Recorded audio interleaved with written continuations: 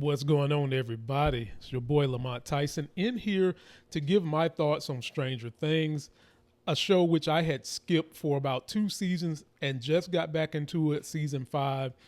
And I just kind of want to review the finale, which I did like. There were some parts I didn't like. And if this is your first time finding me, please subscribe to the channel. Over here, we do movie reviews. We talk about news. We go into politics. And we keep it gully. We don't sugarcoat anything, no matter who you are, what you think. My thoughts on this season finale. The first probably about 40 minutes, absolutely loved. Them taking on Vecna, saving the kids, Holly and her role, I thought was immaculate. Loved it. I really, really adored how they had to come together. It was like the forces meet. All these friends fighting to defeat Vecna and the Mind Flayer. They had to go in, get the kids, and when Vecna realized what was going on, he came in and started messing with Hopper's mind. Hopper thought that he had shot Elle, and that kind of slowed down the plan of progression. Enjoyed all that. Thought that that was great. I even enjoyed when the military was starting to slow down the plan, throwing barriers into place, and how Homeboy threw the bomb at the helicopter that was causing the vibrations that was stopping Elle and her sister from using their powers. Loved that. And then Elle's sister got shot. I've got to give it up to her because I thought that she was going to turn on Elle. I really did. I kind of got a little villain swag from her, but thank goodness she didn't. She sacrificed herself so that Elle could do the right thing. I thought the drama between Harper and Elle was good. Harper not wanting Elle to die because of what happened with his real child. He adopted Elle, and he didn't want to see her die, and Elle taking the decision to do what she needed to do to basically save Earth, we think. And so we get on to this fight. The kids get saved. Holly stepped up to the plate. She should be considered an MVP. A lot of people don't like Holly because they felt like they shoehorned her in there. But honestly, I felt like the story with Holly was actually pretty good. It was pretty good.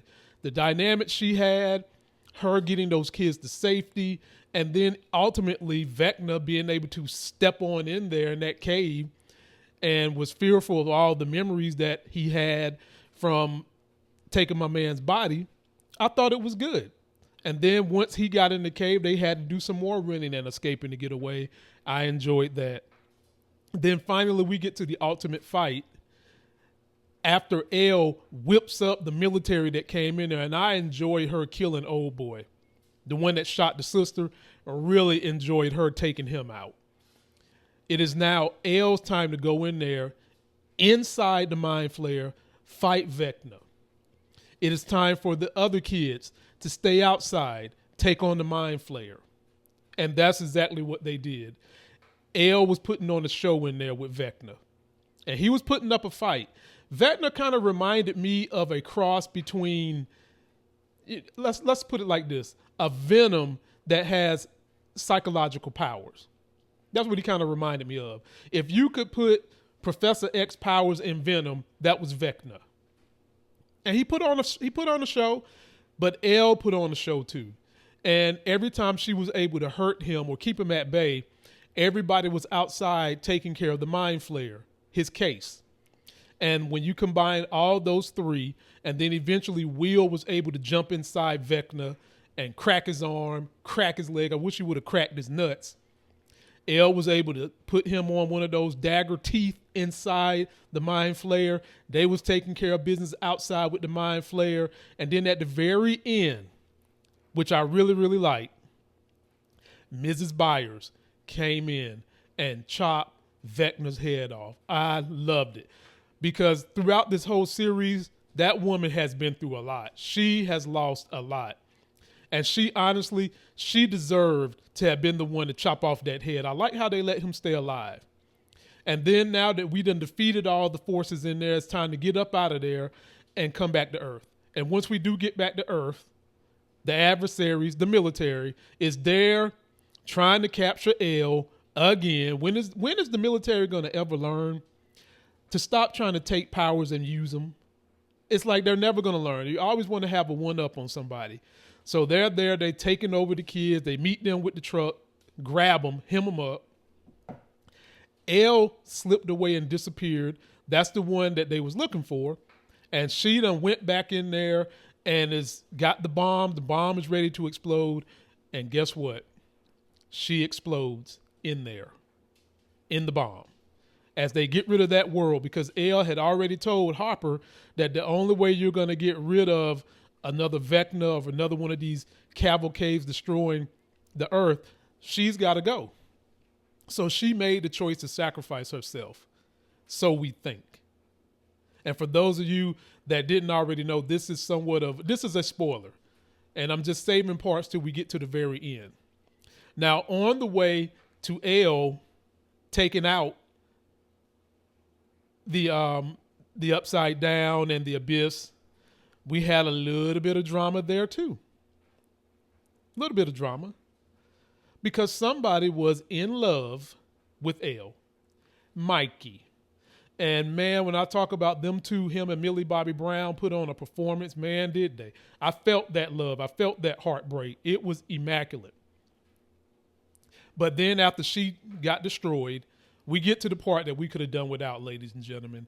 Everything that happened, the whole high school graduation, Dustin giving the speech, Dustin turning down hot girls when he was the ugliest of all the friends. You know that wouldn't have happened. And Mikey says, let's go play Dungeons and Dragons. That shit would have never happened. It would have never happened. We could have done without that part. What we could have done with is they get to the Dungeons and Dragons, and then we get the big reveal that Elle may or may not have destroyed herself.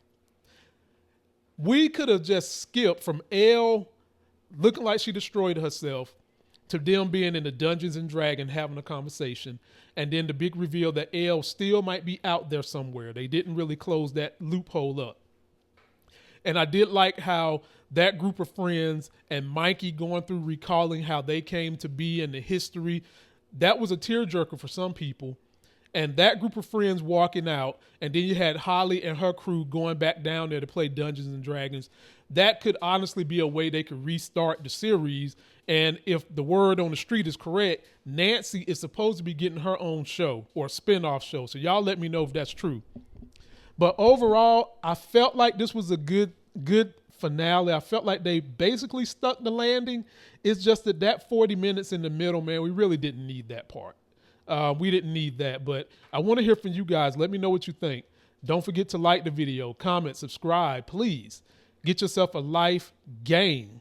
And until that next Sexy as Hell video, I'm out.